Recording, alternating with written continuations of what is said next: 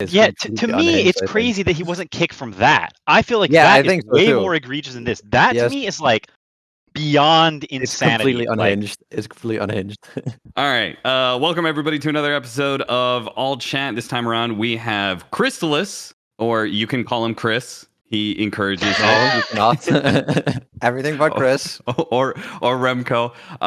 Thanks for coming on the show. Congratulations on. I mean, you made it today through the 1-win tournament you're playing in, but you guys, you also have started off very well this season. So, I mean, how does it feel? How does it feel right now playing with the new team, Power Vision?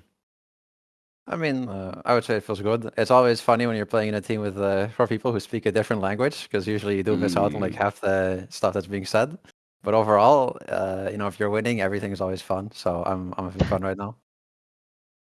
I was going to ask you about that because you're playing with 3 Russians and a Ukrainian, so I have to imagine that there is some team comm issues there, right? Yeah, I mean, if it's like in game, it's usually fine. But if it's outside of the game, they usually, most of the time, they'll speak in Russian. So I won't understand anything that's going on unless they're cursing someone out in a pub. But that's the only exception, really. Interesting. So have you like experienced any like crazy like cultural or like because you always played in Western European teams, I imagine. So is Yeah. it like as outside of the Dota and like the language barrier, like do you feel like a cultural difference? Does it feel weird? I mean, the cultural difference, I say, would actually come through the language barrier, because I do feel like a lot of the time something such as sarcasm is so difficult to pull off when you don't speak the same language like properly. It's really weird, because a lot of the time I feel like if I say something sarcastic towards any of my teammates, half the time it'll just fly right over their head. And if they say something sarcastic towards me in English, I also just won't even understand that they're being sarcastic. It happens with like Nolan a lot and me, where I don't understand that he's joking because of just the usage of the language. It's the most like unique thing that I've noticed so far. So how did you end up on this roster? Because you were on Secret for 2022, 2023. 2023 didn't go so well. And I remember distinctly, you went on Twitter and said, I have an announcement of an announcement. And then 2 weeks later, yes, it was a long time. 2 weeks later, you were like, all right, I'm off of Secret. I'm looking for a team. I was curious, during that 2 weeks time, was there a team that was there hesitation about leaving Secret? Was there another roster that you were going to join, but that fell through? Because then it was like another 2 months until you joined Power Vision.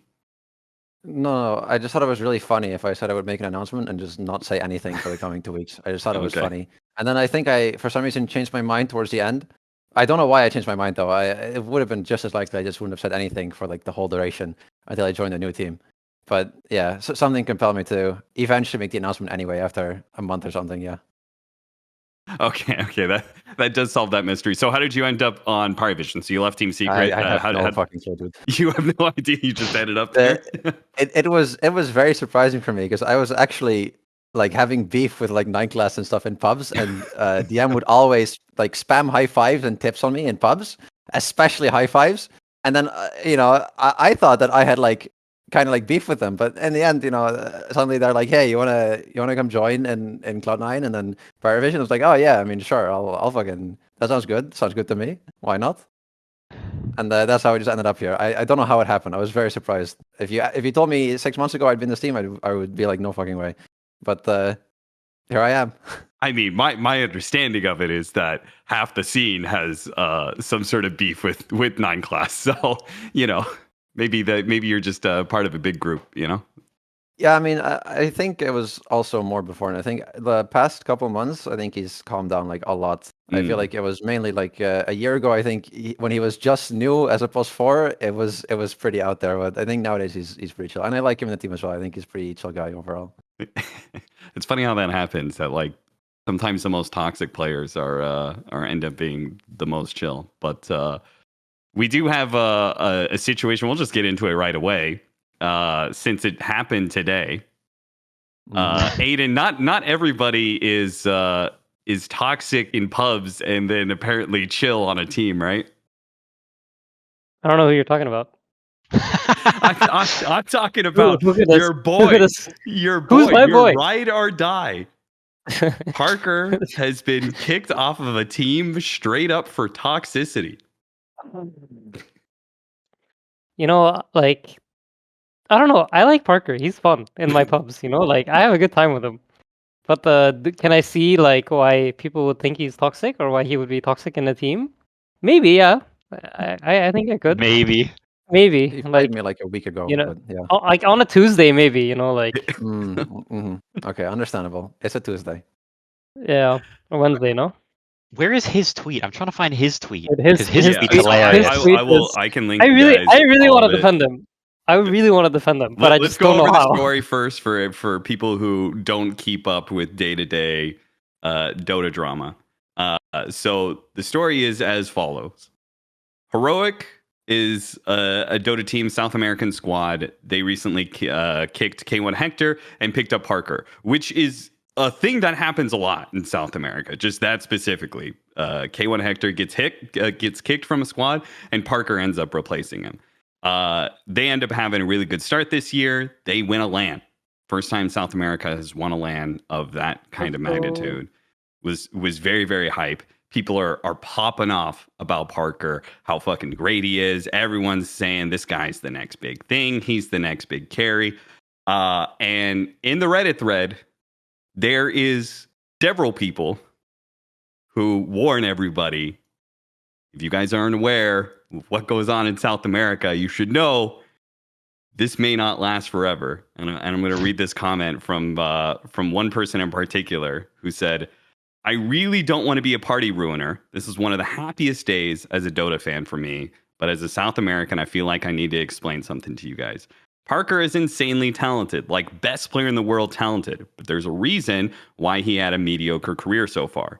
Please don't get your hopes up. The dude is a god at pressing buttons, but outside of that, he lacks everything needed to be a decent human being. Trust me when I say this. With Parker, there's always a chance that any second he will say or do something that will destroy his career or at the very least his team. If 10% of his pass gets to Reddit, he's done for. And I feel like that was like I knew that Parker had a history.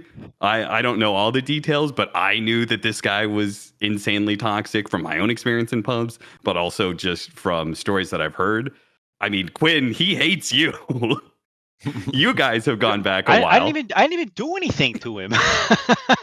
It's the same for me. He just chooses random people, I'm sure. I didn't do anything. I mean, dude, like my like when I think of Parker Stupid, I think of like 8 years ago when he's like ranked 3,000 in NA, and he would just run down mid game after game after game after game without saying like for no reason. He'd just be like angry that day, and he just run down mid, queue the next game, run down mid, not say anything. He just keeps doing it, game after game after game, for no reason, just running down mid. Like that's what I think of when I think of Parker Stupid. I think of just relentlessly running down mid without saying a word. Was he on your team running down mid all these times? It doesn't anyone's team. It doesn't matter. It was like he was just had guns and he's just wielding them around at random. You don't. Everyone's like, please. So that's the gist of this comment. This person, basically tries to warn everybody that, like, hey, Parker has a history. I would like to say, Uh-huh. I have the opposite end Parker experience. My Parker experience is we load into a pub, Parker immediately picks me, we both double down, 10 games in a row, win every single game because he's like the greatest carry of all time. So I'm on the other side of the spectrum. I just would like to point that out. All right. Hey, and you'll get your chance to defend Parker. Don't worry. I mean, I don't know if there's much more like to defend. This might be the only chance I get. Heroic go on to play at Dream League. They fail at Dream League. And this is where things begin to break. Where Parker, who is a prolific streamer, he goes onto a stream and he flames the shit out of Divai Llama, which, is already pretty questionable. Calls him piece of shit, calls him fucking garbage, calls its build terrible, yada, yada, yada. Which, it's a little sus. Apparently he tries to walk it back a little bit, but, you can't really undo what you said in those moments. Fast forward to today, Heroic puts out a statement, and I have never seen a statement like this before, where Heroic announces that they are parting with Parker, and they actually straight up say that while we recognize the raw talent and contributions Parker has brought to the team, this pattern of unprofessional behavior, including previous incidents, is something that we will not accept. They said that there was in the ESL Bangkok SA qualifier final where disagreements over team strategy resulted in Parker showing a lack of desire to win, which does not align with the professional standard we uphold at Heroic. I have never seen an org flat out say, we're parting ways with this guy and he is a toxic asset. Like, you should know that we are not parting on good terms. I've never seen an org do that before, outside of like, somebody says something incredibly like racist or something, and in which case it's like, okay, the org is obviously going to distance themselves. But they went out of their way to spill the fact that like, yo, this guy straight up was trying to grief the game or something. Yeah, that is pretty unprecedented. Yeah. It is a Did you guys fun see the game? Because that's what I'm the most curious about. Did anyone actually see the game? Their Was last he game? actively griefing? Yeah. I know that my coach Stini was like talking about it a bit, where he saw that like they just won like a fight on Roche or whatever, and then Parker just like instantly like TP'd mid without even like taking Roshan. Although I didn't watch the exact game, so I just saw like 2 pictures of what happened. But it looked like he was like kind of done if you see the game. I think So he did not seem very happy. we can, I'll link it to you guys. We could just take a quick break here, and you guys can just watch the clip so you can have an opinion on it. Yeah. Oh, so there is a clip. Okay, I didn't know there was like a specific clip. moment. Yes, and he specifically will talk about this moment and what his viewpoint of it. So we'll. I have 2 minutes of ads.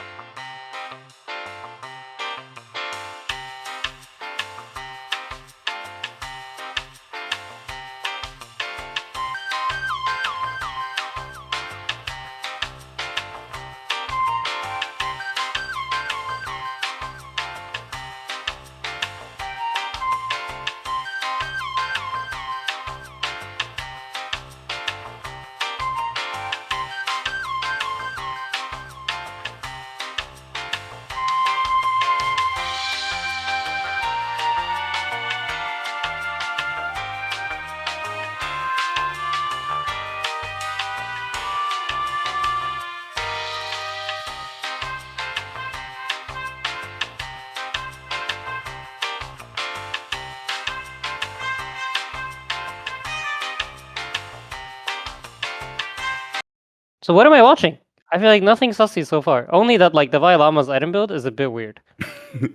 And Ooh. I mean, he from here will run to mid and Yeah, and he'll he's on push the out mid mid, wave and on they'll my just screen. he shows I on mean- mid, and then they take Roshan while he's showing mid. Yeah, But he has bots too, Ults no? too, yeah.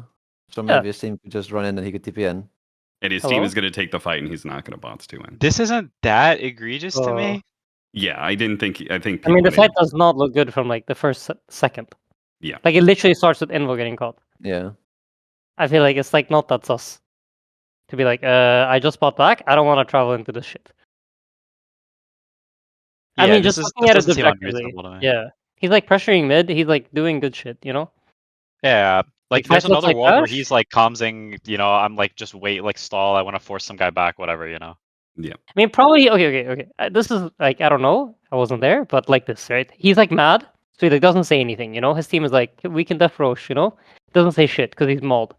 And then like his team goes to Roche. They all feed. They click the minimap. Parker didn't TP, and now they're like everyone hates him. You know, like this motherfucker's mad. He didn't say anything, and he ruined the game for us. He could have told us he's not coming, and we could have gotten out of there. I could see it. That's like about as bad as it gets, but like pure objective Dota wise, I don't think he's like ruining or anything. So Parker has put out his response to Heroic, saying this, and he puts down a whole thing, and he talks about this Roshan fight. But I'll just read the full thing. I got somebody to translate it for me. So first disagreements with the team. 1, Coffertato asked not picking Monkey on 17 because he didn't want to play it and didn't feel like it fit into the draft. 2, Coffertato asked for a hero who beats Bristleback in lane and can close the map. However, he gives me DK, and he says DK wins the lane completely. This caused me to have a fit of laughter and rage. 3. Okay, hold. Wait, hold Okay, on. go. Chrysalis, confirm or deny? Huh? I mean, Confirm. I don't think it's like a destroy type of thing, but I will say that every time that DM has played Bristle into DK, it's gone pretty bad for the Bristle. Taking notes So- for tomorrow. Okay. Yeah, you should. Let's not playing Bristle. I don't care. 3. KJ, King Jungles, starts insulting me in the middle of the game, and he says, hey, dude, what's up with you? Or something like this. I tell him to shut his mouth and play, so now there's tension. 4. I asked them to change Divide because to me, that was a player that was ruining the team. I was ruined mentally after losing Dream League. What did he do for that to happen? Play a bunch of series poorly, and he would spend his nights on Discord calls playing random games instead of spending time on Dota. I saw this, and all I could do was stream, laugh at the situation, play like I know. I spoke to the coaches about this, and I don't know if they did something or not, but nothing changed. 5. In the draft, having a Brazilian preference was a little bit annoying. I would tell them my heroes to win matches, and then Analog would say something, and that's what would be done. So Analog makes a call, and that's what they end up drafting instead. 6, the biggest problem is Cofredato's ego. To him, all drafts are won. 7, in full games, what Divide does is insufferable. Hitting the table, making noise, complaining, pinging items, and talking about what to build. This killed any patience I had towards this person. And 8, I see many comments talking shit in which they're saying, I am Medusa, I always go mid. I think he's talking about the Roshan play and talking about what I will do. In that moment, I said I would go mid, that we should leave the Roshan, and that they cancel TP. In my head, we could not win that team fight against the Stone. I assume he's saying he doesn't have Stone form, so all we could do is create space and then maybe fight 4 versus 5 or Spirit. Yeah, it was their mistake to fight there. So it sounds like I mean, you guys kind of agree with his assessment of the team fight breakdown, anyway. I mean, I'm just saying. I don't think it's like sussy to not want to take the fight after he bought back, and like, you know, it doesn't look good. He says, I don't want to come. If he says like, I don't want to come, and his team is like, no, fuck that, we're fighting, and then Invo gets lassoed, and he decides like, I don't want to TP into this fight. It's like, not, to me at least, it's not weird. Yeah. Like, if fight starts with my Nisha getting lassoed and immediately killed, I'm like, I don't know, guys. I mean, Chrysalis, you're a carry player. How'd you feel about watching the Roshan fight? It depends. If he says that he wants them to cancel TPs and then they go in and die, and then he gets mad at them or something because he says they're taking a fight, that might also be like another case where it is kind of silly, you know. And I feel like as well, if you're playing with a team, generally you kind of have to at some point make a team move. And if one guy doesn't want to fight and 4 guys do, I think you kind of just have to suck it up some of the time. I think this might be one of those cases as well. Sure. Or at least, you know, the team should listen to him as well as another thing. But then, yeah, if the 4 players are like, we should fight, then you probably might need to fight. Yeah. I mean, I think the breakdown of this situation, right? Like, maybe he has the correct Dota read, but obviously it was egregious enough, whatever happened inside of their team comms and, you know, and the fallout from it or whatever. They obviously felt like it was egregious enough to go public in some way. I just thought it was really funny that in his post, he says, so he gets it into King Jungles. He says Cofredato has an ego. He thinks every draft is won. He hates Divide Llama and lists a lot of reasons for that. He thinks there's Brazilian bias, so he doesn't like the 2 Brazilians he's playing with. So the only player he doesn't have a problem with is his fellow Peruvian player, Schofield. That's the only person he doesn't have a problem with on the team, including the coach. But hold up. Is the Brazilian preference, like, isn't it that also just like beef with the coach? That's how I interpreted it. He's like mad that the coach like does like treats the Brazilians. I think that's also directed at. Yeah, I don't think he's mad at like Analog or KJ necessarily. Mm-hmm. Is what at least that's the way I understood it. Like, yeah, he told him to shut up during the game, which is like not great. Obviously, don't do that. But I don't think I think that's more like beef with the coach. And based on all my experiences with like R27 coaches, do coaches have 2 big egos? Yes. Like, that one to me makes sense. Does my coach always think that he won the draft? Yes. Like, it's just how it is. And the coaches do need to be humbled in Dota in general. Parker's there. Don't worry. You can humble I all mean- 27 of them. This is why Aiden likes Parker so much. He's the coach humbler. Oh man, please get me Parker on my team to humble William. No, I mean, I think the sad reality of the situation is that like there's too much past the history with Parker that kind of points towards.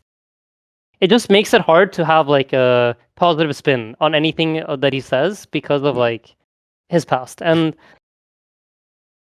yeah, I think it's The like simple Dawnbreaker as that. SNY clip was pretty bad, if you ask me. To go Dude, after an that's- official on stream and flaming your teammate like this is Yeah. Yeah, to completely me, unhinged, it's I think. crazy that he wasn't kicked from that. I feel like Yeah, that I is think so way too. more egregious than this. That Yes. to me is like beyond It's insanity. completely Like, unhinged. It's completely like unhinged. to go on stream and just go on an angry tirade flaming your teammate on stream.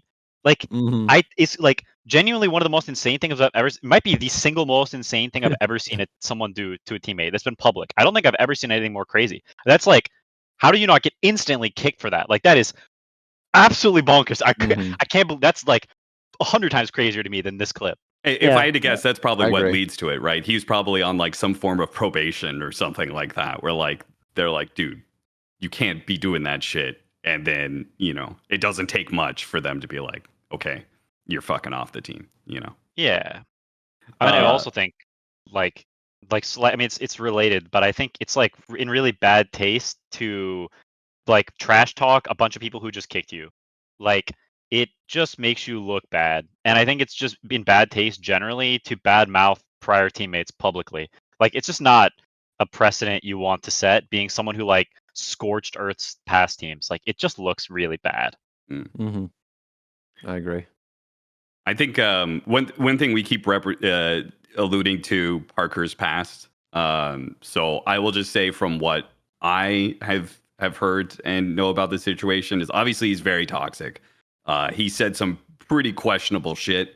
But then he's also known for like he was one of the people, and some of this is a bit of the culture, but he is also somebody who has not acted the most professionally when it comes to mid tournaments, going out and partying and drinking and stuff like that. Like that's was kind of his MO from what I understand. So that's what I've heard. I don't know what you guys have heard, but that is for the audience wondering like, okay, I don't know shit about Parker and his past. Like there is definitely a trail of, I think like Bali Major was another one of them. He had problems on like Beastcoast. It's like the same pattern where like he'll join a team, they'll do well, they don't do well at some point in time, and they kick Parker because he is, has basically become too toxic to play with, or he's too unprofessional when it comes to, playing in tournaments and stuff. So, yeah.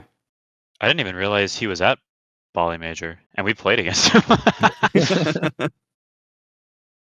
I actually forgot about that. Holy. Yeah. Mm. So, I mean, I think it's really sad because I think he's like one of the most, like, objectively speaking, talented Dota players in the world. I think he's like incredibly skilled, and it's really sad that like, because I think he, he's obviously already proved it, but he could make that region great. If somebody like some team managed to help him overcome these struggles and help build him up, as William has done for us, I think like, there's a lot of talent there, and it's really sad to see it go to waste. are you volunteering to mentor this Nope, this player? absolutely not. I'm okay. But if someone's watching out there, who feels like I have a PhD in psychology and I can help, please help Parker. He So- could use his tournament winnings to pay for their services. So I was wondering, it made me think about it. Obviously matches can get pretty tense. Telling another player to shut up or whatever and play the game maybe isn't the best, but tensions are high. And I was wondering, what is that moment for you guys that you ever experienced? Or maybe it wasn't direct interaction with you. You don't have to say names or anything like that, but what was like the most tense moment that like there was some not good moments that happened, the team fractured midway through a match? Ooh. I mean, I guess I can go first because I feel like there's definitely been moments where I've politely been told to shut up. Do you know what I mean? Yeah, sure. Like, where it's like you're yapping too much. Like, it's like for sure that's happened, and I feel like that's not that weird. But like context obviously matters. Yep. So Do you recall a moment where it was not so polite, or it was just the worst situation I think you had with a teammate? I'll have to go into like Giga Past, but I think like I've been quite lucky with the people that I've been working with. Haven't really had like, I mean, outside of like the stuff I've already talked about, but like Nisha pinging items is like a classic.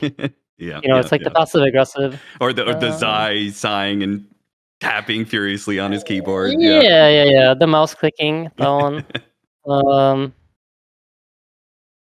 I mean, I feel like my experience has been a lot more like passive aggressive toxicity than it has been like outright like people being like straight up toxic in that way. Yeah. Remco, Quim, you guys have any instances like that? I've had a few instances that have been pretty crazy. I'm definitely not going to name names. Yeah. But on past teams, I have had people scream at each other for extended periods of time. There was one incident where someone paused the game specifically to scream at the team for like over 30 seconds. I heard about and then this unpause one. the game. I've had some pretty egregious ones. No, I think the worst thing I ever had was one time very long ago, like a good 4 or 5 years ago, where I was like mid-official, and I was again in a team with a bunch of people who didn't really speak English. I don't know what language they were speaking, but it was something that I didn't understand. And at one point, just midway through an official, at like minute 13 or something, one guy just like got mad, disconnected. I had no idea what was being said or what was going on. And all of a sudden, one of the teammates messaged me like, "Oh, this guy rage quit. He's done. He doesn't want to play anymore, and we're leaving." No. Just in the middle of like some qualifier or official or whatever. Just like he was just done. And and then that was it. That was the match. Just GG. We go next. But That's wild. It was fully wild. It was really some like unimportant tournament. It wasn't like something big, but Yeah. it was the wildest shit ever for me. Was that I'm not trying to narrow down to a person, but was that on Bait because that was your first team, or was that like even No. before Bait? Yeah. It was even Oh, before wow. that. Okay. It was much earlier. I don't even know who was in the team anymore. It Yeah. was way too long ago. I just remember that it was the most unhinged shit ever. I don't think I played with them for very long either, most likely. But it was definitely the funniest moment for me. that is pretty extreme. Rage quit in the middle of a qualifier. That is a pretty good one. So I think that probably puts the Parker thing a close out on that. You guys have anything else you want to say about it? Aiden, any last attempt to defend your boy? Your ride or die. Free Parker. Free Parker. Parker's live matters. I don't know. I'll stream with Rustic at some point, and we'll save Parker. An Aiden, Rustic, and Parker stream. Let's fucking go, dude. You get the best of both worlds. True. 3 worlds. True. That's a very multicultural stream. All right. Remco, focusing back on you, I wanted to talk about your history. I'm just sure you've been asked this question to death at this point in time, but you are part of the Creepwave roster. At this point, they are infamous for all the talent that has spread out through the tier 1 scene. So how did that roster come together in the first place? It was after it was after B8, right? It had to be. No, it was before. It was after. Yeah, it was after B8. I think it was somewhere before B8. I met up with Fishman, who wanted to play with me when I was still like kind of average, low rank nobody, and he pulled me with him into B8. Then from B8, I got like rank 1 because I felt like I had to carry the team. So I was like, well, I gotta try harder and try harder and try harder, and then I grind all the way to rank 1. Then at some point, B8 was done. We had like longest losing streak ever or something, and B8 ends. And then me and Fishman go on to make a new team. I'm trying to find players. And as we're just looking through leaderboards, we see this one like stupid idiot, like rank 100 or whatever. No one knew who he was, called Amar the fucker. And we're like, this guy was like pretty good on offlane, a very good Mars player. We're like, let's invite him. And then after him, we also scouted out, I guess, Melrine. And we're just like, I don't know exactly how we found him. It probably was through Fishman. And, we just built a team together. We got Chuvash in there as well at some point. And I don't know. It's like, it was just like randomly getting a stack together after B8 just to play Dota. And it just happened to be the absolute like most fun stack that like I've ever got to play in, and I'm pretty sure that them as well. It was just if it was just peak Dota. It's like there's no team I think that'll ever join that there's going to be like more fun than when it was like playing in Creepwave. There's so many extremely stupid jokes that came from there between all of us.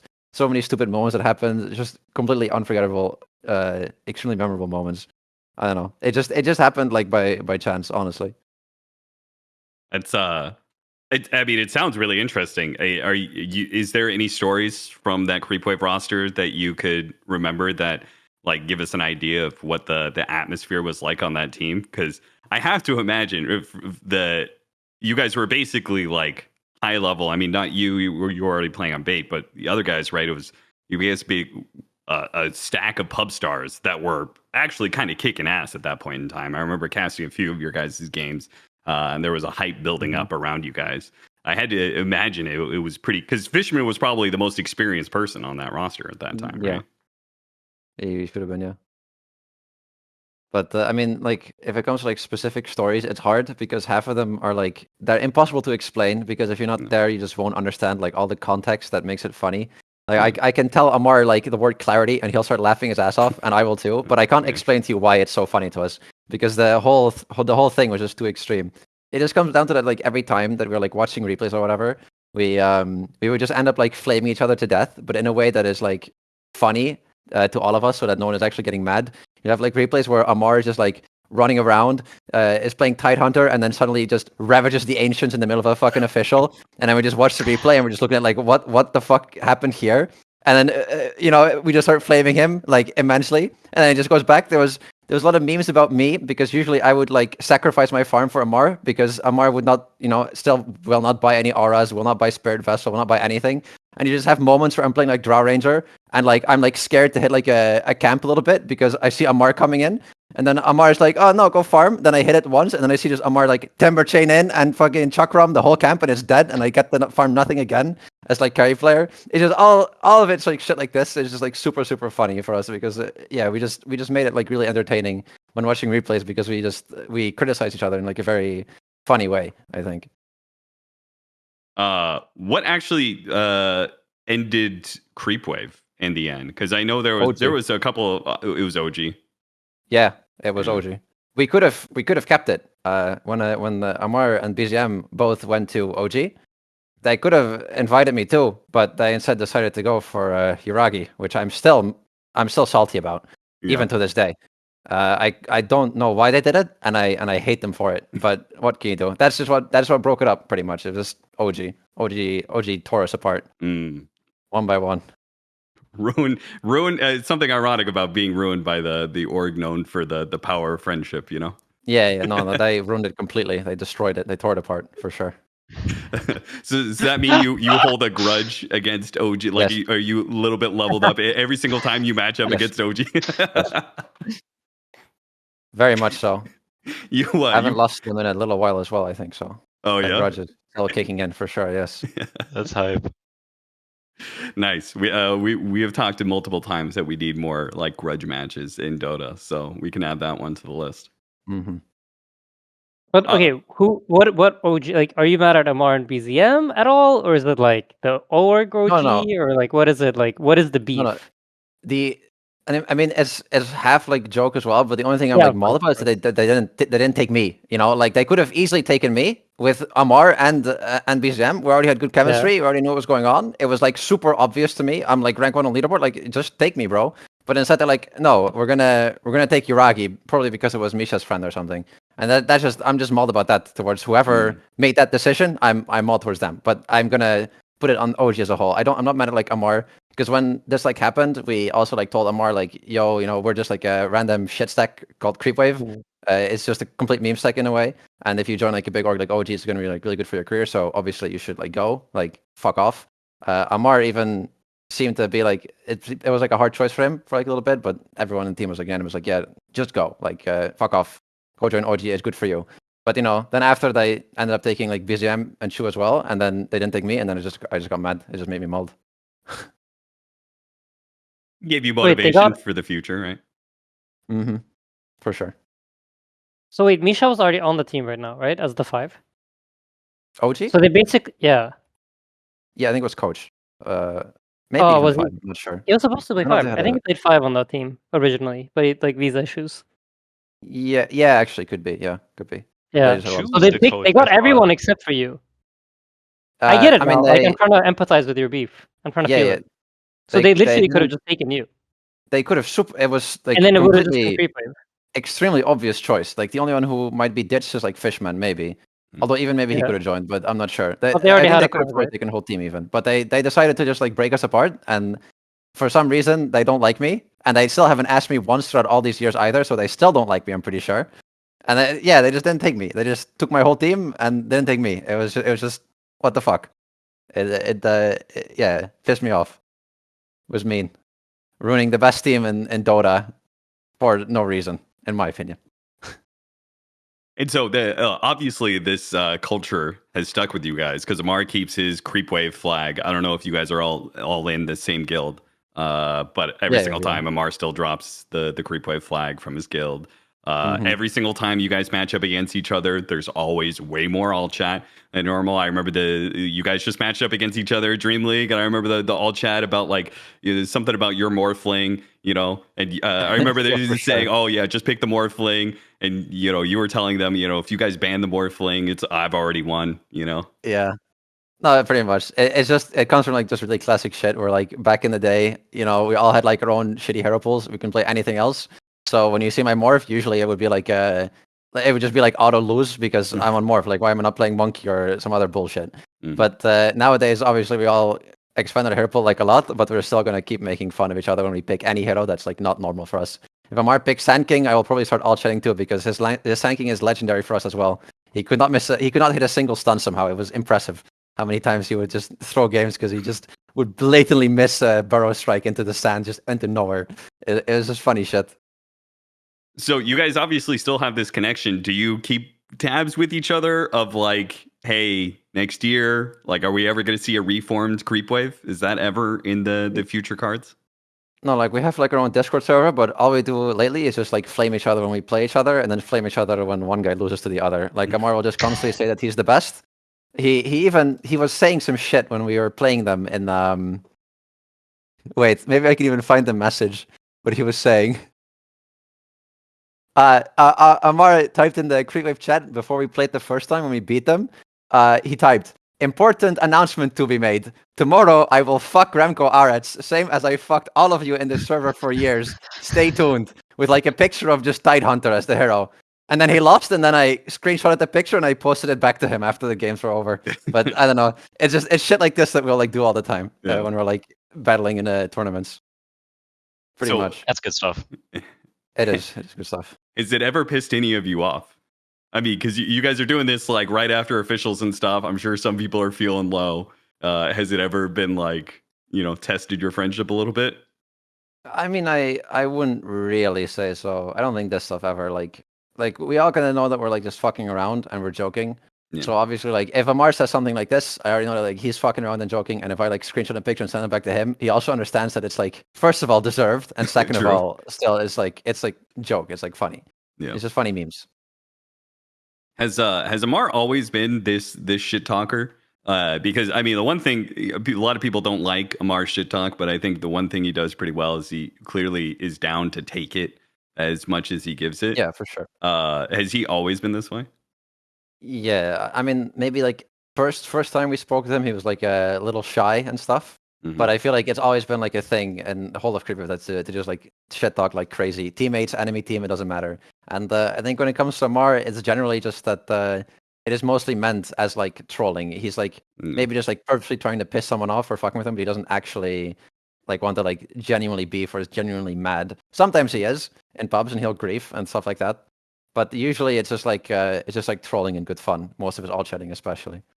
So is he the person? Because him and Maureen seem particularly close. Did he pull Maureen into the dark side, or was Maureen that way and he pulled Amar that way? I feel like it's just always kind of been this way. Maureen has also always been just a bit of like a clown at times. He was also really funny, in my opinion. So I think it's just always naturally been that way for them. No, They were always a bit both trash talking. Maybe Amar helped because obviously Amar gets like he was getting like a Reddit post like every day for like a full month, like a month ago. So he was definitely going crazy. But I still think it was always meant to be this way for both of them. So I wanted to ask you about your time on Secret. So obviously your time on Secret was extremely successful. And the first year, and then the second year, obviously, it kind of fell off a cliff. And I wanted to ask you, like, I feel like we always hear from players when they're doing well. I wanted to ask you what that second year was like on Secret when you guys went from, second place at TI to not making TI the next year, right? Is that what happened? I'm pretty sure I remember that, right? Yeah, I think so, pretty much. I mean, it was it was like 2 years, I think, as well. By the way, it was like first Okay. half year was good, and then 1 year was garbage, and the rest of the time that was like about 6 months. I think was also pretty garbage. I think I don't know. Even like before, I feel like there was like a lot of things that were kind of weird and not like smooth. I remember that before we played TI, we had like a 17 the TI quals. We had like a 17 scrim lose streak right before. And I would say tensions in the team already were kind of high and people were not very happy. It's just that somehow we pulled the second place out of the bag out of absolutely nowhere. And yeah, I don't know. It just like, I wouldn't say it's like lucky, but it is like unexpected. I wouldn't say that stuff was like great, even like from the start. We got like fourth place in like ESL, third, fourth in Riyadh, and then second in TI. And I think just, yeah, I don't know. It was very, the atmosphere is always like a bit tense. It was never like you're in like super happy times, I would say. Yeah. I mean, Aiden, you guys also made that crazy run. Both of you guys made the last chance qualifier run, the top 3 at TI. Would you say that your run was similar? Like going into TI, was things not good going into it, or was it different for you Yeah, guys? I mean, us, it was like despair, right? It was giga despair because we were like, we picked up Mato and Zai, like obviously very talented players, and then somehow we were like worse, and like we couldn't get shit to work throughout the year. I mean, we played well online, and then like whenever we'd go to LAN, we just like completely shit the bed. And then I don't know, that year was really really bad, and then like in like some sort of desperation thing, we decided like, yo, like no, we were scrimming, and then Matu was like, yo, let me draft this game. I will cook. Like, yeah, sure, go ahead. Matu drafts. Oh no, sorry, Zai drafts, and it's like it goes pretty well. And then I think we lose some scrim or something, and then Matu's like, give me the drafter, Zai. Like, you don't know what the fuck you're doing, in like a jokey way.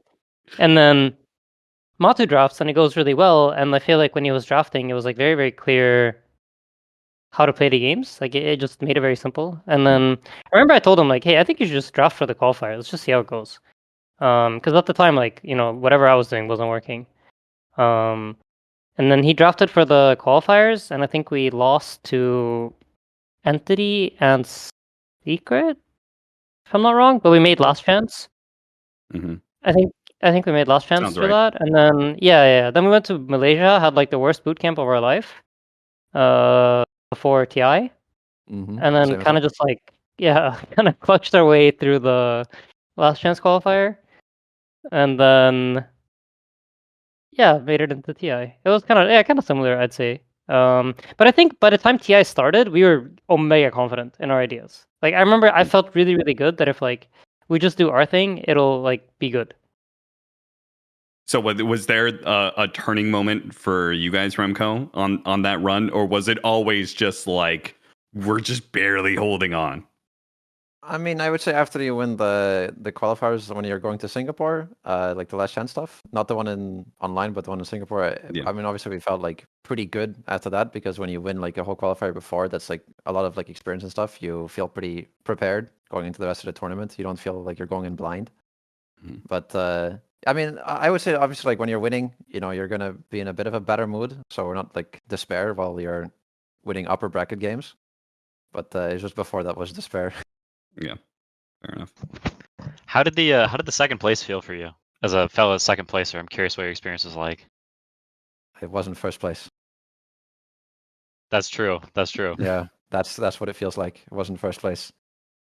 Sometimes Okay. it's like if you're third place, at least it's not second place. At least you weren't that close. You were third place, not second. But no, I mean, to me, like it's like cool and all, but I don't really get like usually overhyped over stuff like that. So to me, it was a bit like, that's cool, I guess, type of thing. Okay. All right, I've got an interesting question for you, Remco. Looking back on that TI, Liquid, I've heard multiple times from multiple people at this point, were very confident against Tundra. Do you think that they would have? How do you think they would have performed against Tundra in that finals if they had made it instead? I mean, I could say probably a bit better than us because we definitely. I don't know. I don't know if you'd call it choke, but we definitely we fucked ourselves in the finals. I think really hard because even games that we should have won just went terribly. I picked Putch for some fucking reason because I think I'm Parker and no wait, Pakaz, not Parker. Sorry. Yeah. But yeah. I still feel like Tuna would have won because what they were doing was just utterly disgusting. I don't know how you could beat it. This Wraith Pact bullshit was just unbearable. It was when I found out that the Wraith Pact is reducing magic damage too. It's just I couldn't take it when I was playing Pudge. I couldn't take it. So I don't know. I feel like winning Tundra at TI would have been interesting. But did you guys beat them before at any point actually? Us? Yeah, did you? We didn't lose to them for like 2 years straight. They could not if you told them hey guys, play Liquid 10 times and win one game, and we'll give you $20 million. They couldn't have done it. Yeah, but it was literally not possible for them to beat us. But in the TI, you didn't play them, right? You didn't play them at all in TI? They dodged us. You guys cooked us for them. Dude, I'm telling you, they have never been happier than when you guys beat us at TI. I feel like that was better than winning TI for them. Maybe. I didn't know you had such a good run against them, so maybe. No, but the funniest part of it was we scrimmed them during the in-between days. So there was 5 days in between the bracket and the final. Yeah, I remember. And they were mega cooking everyone, and they looked so hot, and we were like, damn, maybe they're actually giga good. Play them, 20 minutes back to back, and we're like, damn, 100, they cannot play against us. I don't know. It was honestly how we were against you guys last year or 2 years ago, whenever it was, Quinn. Yeah. You could give us money, and there's just no way we would win. It just didn't work for whatever reason. It just didn't work for them. I feel like that was us against Tundra, that year. Yeah, it's weird. It's weird how it ends up like that sometimes. Sometimes somehow just the way the teams work or something, it just doesn't. You just can't do it. It just does not work. Mm-hmm. Hopefully, Ace are just unbeatable. Purchased Vanguard. It was a good item. Actually, Remco, just to be clear, so in the finals, when you were playing the Pudge game, that was when you found out the Wraith Pact reduced magic damage as well? I didn't know beforehand. I was genuinely crazy. what the fuck? It just feels so obvious that it should only be physical. It was so surprising that it does everything. It's unbelievable to me. It didn't matter for my other heroes, so I just never ended up realizing. But in the finals, when I realized, when I was reading it, what the fuck? Magic damage to it? This is unbelievable. Playing to pipe Wraith Pact. And Wraith Pacted. Yes, your Mage Slayer pipe Wraith Pact. I'm using Rot with Aghanims on Naga Illusions, and they're not taking any damage. It's just unbelievable. They're as tanky as the main hero. It's just unbearable. It was so stupid. Fucking Wraith Pact. I'm so glad that item's gone. Holy shit. All right. Looking forward to the future. Looking forward to this year. I was kind of curious how you guys feel like the year is shaking out team wise. Who do you guys feel like is the top dog? I assume most people are looking at Falcons. No. There's just no way. What? No. Falcons. What does that mean? They're okay, they're the only team that made no roster changes, and we're good the entire off period of the year. And oh, what a surprise! They're still good during the off period of the year. Where were they when it mattered, Cap? Huh? I didn't see them on a single Sunday when it mattered. So you think Falcons at the end of the year is not going to be the top team again? I mean, okay, honestly, I think every single player on that team will at some point obviously win a TI or win a Riyadh or whatever it ends up being, the World Championship. They're very, very talented. But for whatever reason, I think it'll always be a different team than the team that you it'll be one of the good teams. I think whatever teams end up looking good after Christmas will probably be one of them that wins TI. But I don't think it'll be Falcons. We'll see. Interesting. Not a believer. And the theory is that every time that you're doing well in the off season, all your heroes get nerfed after the tournament end, and then you have Yeah. no more heroes left when you come to TI. So they're And on then the same Neta track comes again. with his pipes and like Beastmasters that have been sneakily getting buffed for like 6 months. Mm-hmm. He's just telling you like, guys, don't pick it. We don't pick Beast yet. We don't pick Beast Yeah. yet. And then when it matters, it pops up. Wait, did that legitimately happen? Did he I know legitimately I had say a don't pick conversation with Beastmaster him. yet? No. I mean, I had a conversation with him at some point. I remember where I was like, I think Beast is like pretty good. He's like, yeah, but let's wait for like one more buff. And I was like, damn, this guy, dude. That's funny. That's funny. Yeah. What about Party Vision, Quinn? I'm curious what you guys think of each other's teams, because they definitely came into like Dream League, right? They made a pretty big splash. I think it's been a great start for them. No one's continuing his return to form. He obviously popped off at TI. Seems to still got it coming into this year as well. Yeah, I think it's like I mean they've done very well this year. It's like a bit surprising, I think, that they hit it. Like, it was surprising to me they hit it off like so hard right off the bat. There's like a conglomerate of a lot of teams, and like Ducalis has never really been on that many. He's been on like random small teams here and there, but hasn't been on like that many big teams. And so like whenever you like mush a bunch of stuff together, like it's always kind of random. Like it's kind of coin tossy to me. Like when you mush teams together, how it ends up. Like it can be like Falcons where they just immediately start owning, or it can be like, I don't know, a million teams where they turn into just slop really quickly. And so like I think it's hard to like predict. But clearly like something about the way their team was formed, something about the players, whatever, like works very well. Because I think oftentimes you can see like how, like, not always the case, but a lot of times when a roster like clicks right away or has success right away, that's a sign that it's going to continue to be the case. Remco, did it like, we obviously seen your officials, but when you guys first started playing together, was there a honeymoon period? Did things immediately just kind of click and you guys worked well together, or do you guys have a rough start? I mean, the first time we were playing together was officials. It was like Oh. a qualifier. It's like when we started, we didn't play anything beforehand either, and Okay. we instantly just zoomed through the qualifier. It was like no problem, and then we zoomed through the closed, and then we just went into the tournament like going well too. So I would say that like yeah, I mean, it just went well like right off the bat. There was like nothing really before that at all. It was just into qualifier, into the tournament, into it going like pretty well. We did lose to Avalus in like in a different tournament right before Dream League, second place, which was a bit, I mean, unexpected. I thought we would beat them, but yeah, it was just I mean, it's still second place again, but it's like it's not bad. So it's it just was good right off the bat, I would say. Maybe we're still in the honeymoon period. Who knows? Do you guys think the honeymoon period is real? Like, is that a real thing when we talk about it? Yeah, 100%. I would 100%. say so. Okay. I mean, it's like any relationship, right? Like, it doesn't matter if it's like a Dota team or whatever. It's like, it's for sure a thing. You like look over the stuff that sucks about people, or like annoying things. You don't or even whatever, notice like, it, I willing think. to put your- Like, yeah. Yeah, like you haven't like been with them long enough to realize the things that are annoying. Like, whereas in like a year or 2 years or however long, like that stuff, you start to feel it a lot more. Yeah. And have to like come to terms with it and like have conversations about it and stuff, you know. Whereas like at the start, it's just you're just playing the game, you know, and it's like the way people are is just the way people are, you know.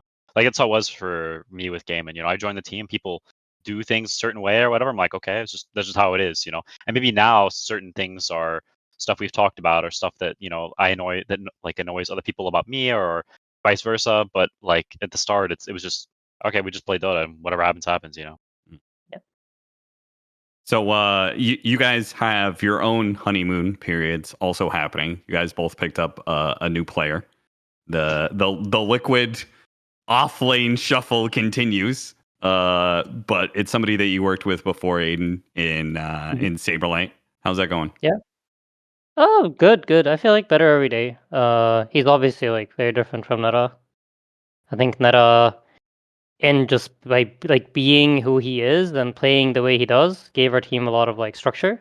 Because he like will want to do specific things almost always, and he has like a very tone heavy way of playing the game that made the game easy to play in some games and like very hard to play in others. But it was at least always very straightforward. And I think like we kind of struggled with finding that initially. It was a little bit like all over the place. We would just do random stuff.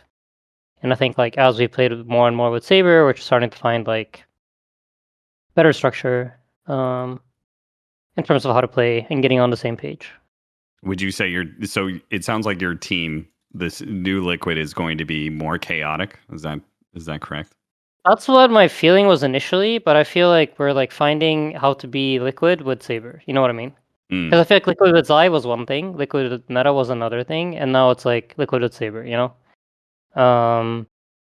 What is that gonna be? And I can like start seeing like an idea of what that will look like.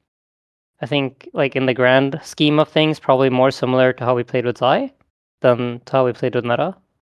But you know, we'll see how that continues to develop. But it's been very, I think, very chill, very relaxed. I think we're not really like stressing out about it as much as we've had to do other years, because I feel like, you know, like we talked about the year with Matu and Zai, fucking tough, you know, nothing's working. And then with Zai and Nisha, a great, you know, like honeymoon the entire year through pretty much. Yeah. I think that was like by far for me like the easiest year of my life in terms of Dota. Everything just worked. And then, or not everything, but most of the time it was good. Yeah, up until finals. And then, yeah, last year with Nara was like kind of tough. First 3 months, a lot of like struggles of figuring out like how to make our team come together and like play to the level that we know that we can. And yeah, no, this year feels like easier in that regard. So how much do you think that the Liquid roster, like you were talking about how you think the roster is going to look like, how much do you think percentage-wise do you think the team has changed over the years? Like how much do you think this iteration with Saberlight is going to change from, like, is it full 20% because he represents 20% of the team, or what? I mean, I think it's hard to say because I feel like I mean, at least I think like the four of us are quite adaptable in some ways. Like over the course of a year, I think we're very adaptable, and usually like the gameplay will change more than 20%. Like overall, it's just it will be whatever like the sum of all the parts becomes, and I don't think it's like necessarily just like, oh, we changed one player, so one thing changed. It'll be like the entire team dynamic shifts around it. Like you'll have Mickey being greedier or Mickey being less greedy or Nisha being greedier or being less greedy, depending on like the players around them. Same thing with Boxy. I feel like last year Boxy didn't farm like at all. Whereas I feel like earlier years he farmed a lot. And it's like at least the three of them I think are like so incredibly talented that they can kind of just adapt to whatever like the game requires or whatever makes the team work. So yeah, I mean we'll see, but I would say like it'll change more than 20%, but not because like necessarily only the way Saber is, but also because of like how the other cores and Boxy will, I guess, adapt. Yeah, and I think your guys' change is really interesting because Saberlight is a player versus 33 is a player. Play style, personality, like I feel like they're very different. Quinn, I feel like it's kind of similar with you guys, where Duraccio had a very distinct play style, and from what I had seen of Watson before, it was very different from what Duraccio did. So, how do you feel like you guys have shifted with Watson on the team? I mean, to be honest, I mean we're a mess right now, but it's not his fault. Like we're like we took a break after TI. We came in like to the season super rusty. Like our performance at the first tournaments was just because everyone besides him was garbage, and so like we're just like he's just getting full griefed, and people are like looking at him and like and saying like, oh, you swapped, like, you know, Anton was the you know, like Watson's like trash, is griefing. Like no, like we were griefing him.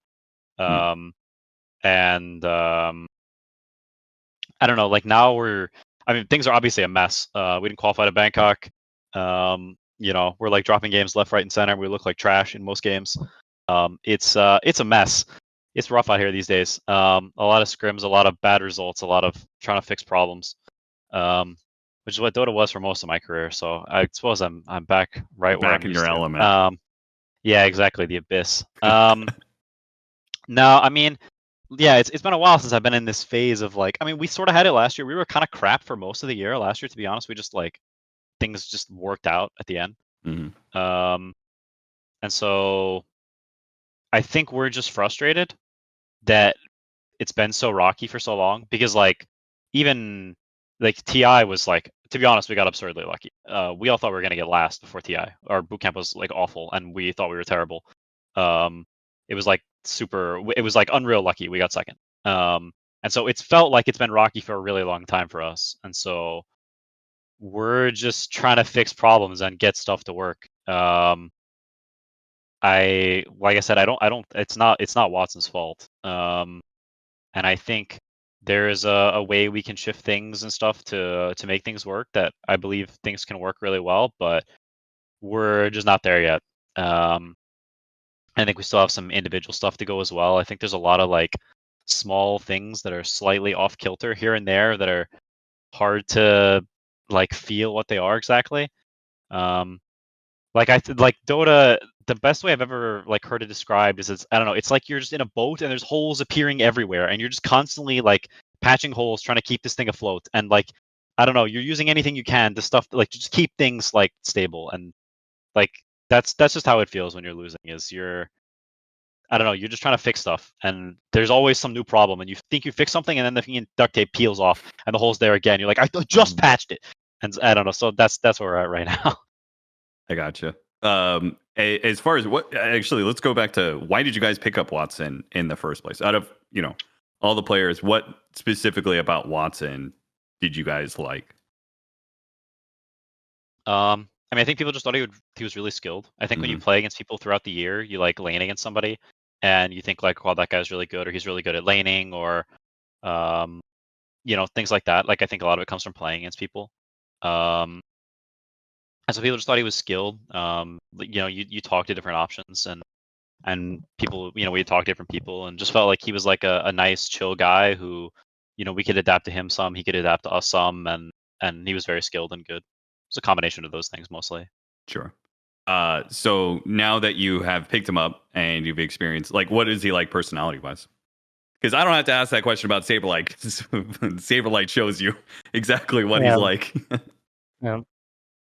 He's pretty quiet.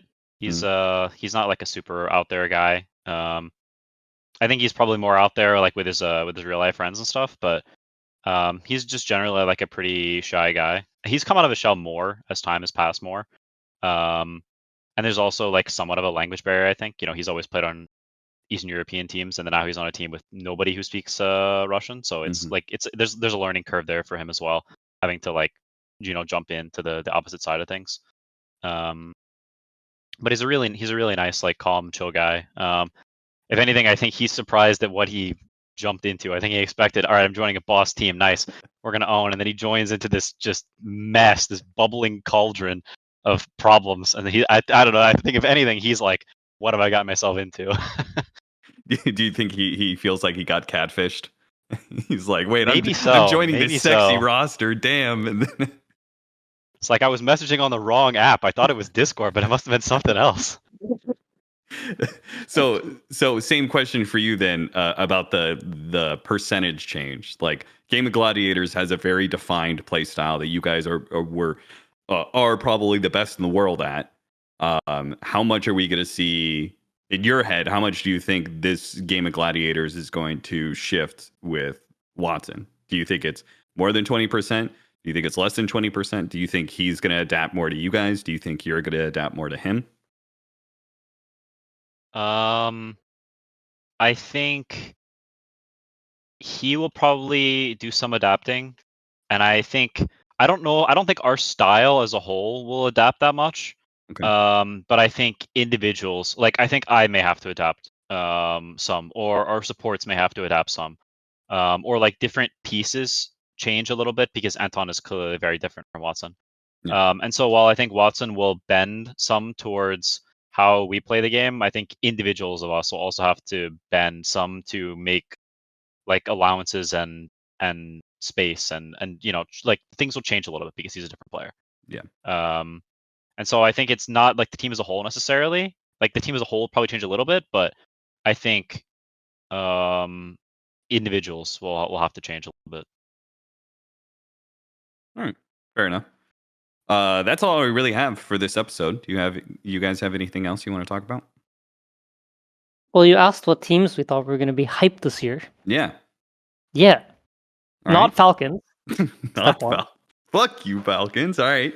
Okay, I will say that's a cope. Like Falcons is clearly going to be good this year. They're going to win a lot of tournaments. Watch, just wait. When Nigma beats their Nigma's gonna destroy he's them. He's back on the Nigma Nigma's train. gonna win Oh them? no. Dude, Nigma are back. Hello. Miracle's back finally. Have you guys Miracle's cooking every game? No Yeah, Miracle I hate mean, these guys. I of course not. I love Miracle, but Yeah. we've been saying he's back for Bad. like a year. You know, I want him to be back, but it hasn't happened yet. Yeah, he had, So, he had yeah. that Let's 3v1 fair highlight enough, clip fair enough. recently. Did you guys see that one from yesterday? The Every 3v1? clip is a yeah. highlight from him.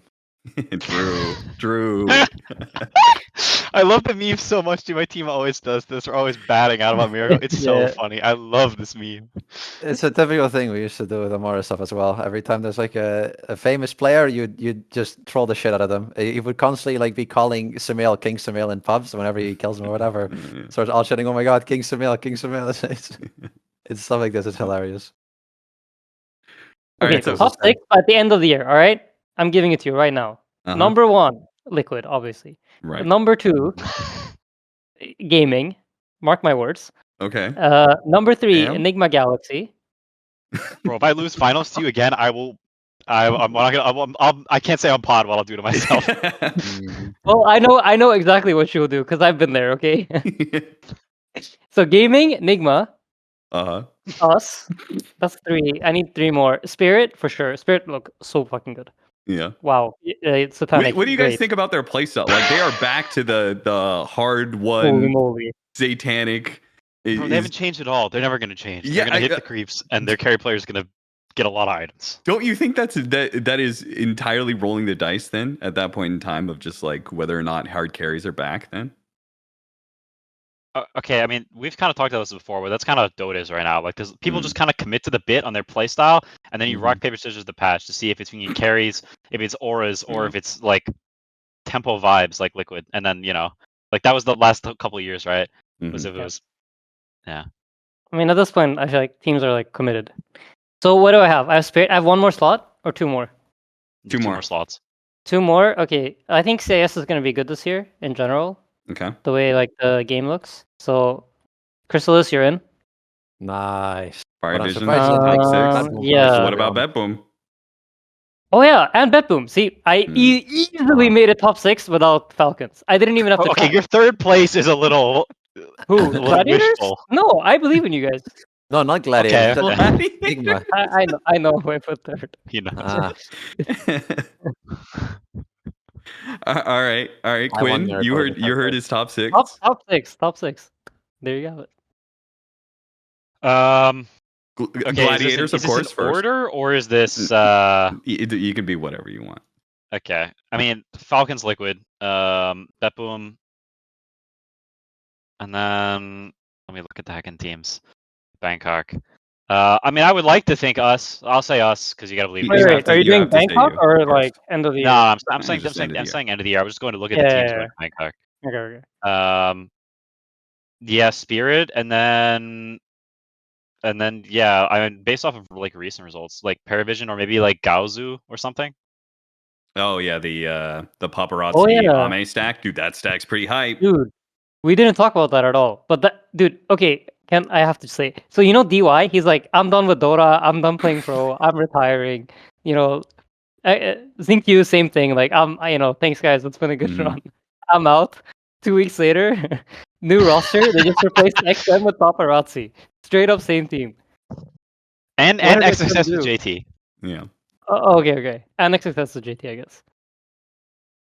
I thought it was only the XM thing. It Um, definitely was one of the most Chinese retirements of all time. Because I mean that's been a meme I didn't going even know back they for said they years. retired. Right? But Yeah, they retired. Oh, I'm a retired too, dude. I didn't even know. 10 days. classic Yeah. Dota retirement. legitimately Always at TI, we were talking about like, is the Chinese scene just going to be decimated with these players retiring? But it turns out they weren't retired. The answer would have been yes, but Mm-hmm. All right, Remco, you're next up. What's your top 6? I mean, my top 6 obviously first has to be Fire Vision. It's my own Okay, team. of course. Not going to say of course. anything else. I'm a Falcons defender. It's going to be second place Falcons, and they're going to beat Liquid, who's going to be third place. Mm. I'm putting it in right there.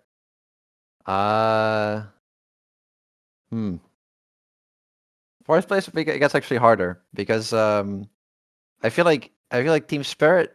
I feel like at some point it's going to be hard for them to start winning games with this extremely like playing for 45 minutes play style with the carry just farming non-stop for 25 minutes. But we'll see. I won't put them fourth. I'll put them like sixth. I'll put them there already. I would say I'll probably put Bad Boom in 4 because they're looking kind of good right now. I think they're pretty strong. And they do some interesting stuff. They pick like new heroes that you don't really see. They pick like some Magnus carry. They pick Nature's Prophet out of nowhere, all that stuff. So they look kind of good. And then I'll be really nice and just put Gaming Gladiators in 5. Not very nice to say that, dude. Thanks for the handout. I No appreciate problem. that. No problem. I've been on the street for a while here. I wasn't sure if anyone was going to give me anything, but you I had bent to. down, you got out your car, and You gave me a put bag me of in there fries, too. and I So I appreciate couldn't that. And I will. I couldn't not do it. That would just be mean. No, that means a lot. I appreciate it. If I No I problem. bow if it was on camera. I'd do one of these. Could I add? I would also put Tundra still above Falcons. So Tundra would be my 7, and then Falcons is my 8. Oh, I forgot about Tundra. Yeah, I'm curious Yeah. to see what happens. Oh to that yeah, I You're completely forgot they putting existed. Falcons is gonna get 8th. That's what you're saying. The funny thing is, I don't even dislike them. I just, we gotta root against them. Like, we gotta put our energy together to make them bad. It's actually True. wild. I don't even consider Nightfall and 3-3 in a list like this. It's actually wild. I Holy mean, shit. yeah, Tundra's I think gonna be good too. When us and Gaiman Yeah, are good. I would have. For Yeah, some you know reason, what? I believe that'll be That's the case. Yeah. I can actually see that as well. I can see that. I hate this game so much. Woo! Same here, brother. Same here. Oh my god, dude.